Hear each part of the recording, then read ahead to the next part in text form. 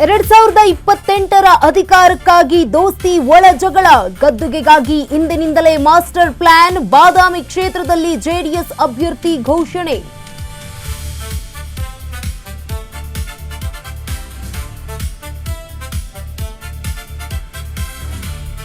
ನಾಳೆ ಉಪಸಭಾಪತಿ ಸ್ಥಾನಕ್ಕೆ ಚುನಾವಣೆ ನಾಮಪತ್ರ ಸಲ್ಲಿಕೆಗೆ ಇಂದೇ ಕೊನೆಯ ದಿನ ಕಾಂಗ್ರೆಸ್ನಿಂದ ಪರಿಷತ್ ಸದಸ್ಯೆ ಉಮಾಶ್ರೀ ಕಣಕ್ಕೆ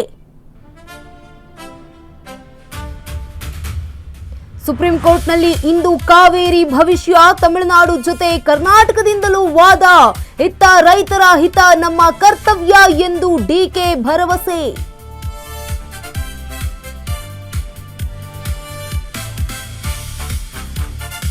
ಮಿತಿಮೀರಿದ ಟ್ರಾಫಿಕ್ ಪೊಲೀಸರ ದೌರ್ಜನ್ಯ ವಿದ್ಯಾರ್ಥಿಗಳನ್ನೇ ಹಿಡಿದು ಬಡಿದ ಪೊಲೀಸಮ್ಮ ಬೆಂಗಳೂರಿನ ಕೆಆರ್ಪುರಂನಲ್ಲಿ ಪಿಎಸ್ಐ ಗೂಂಡಾ ವರ್ತನೆ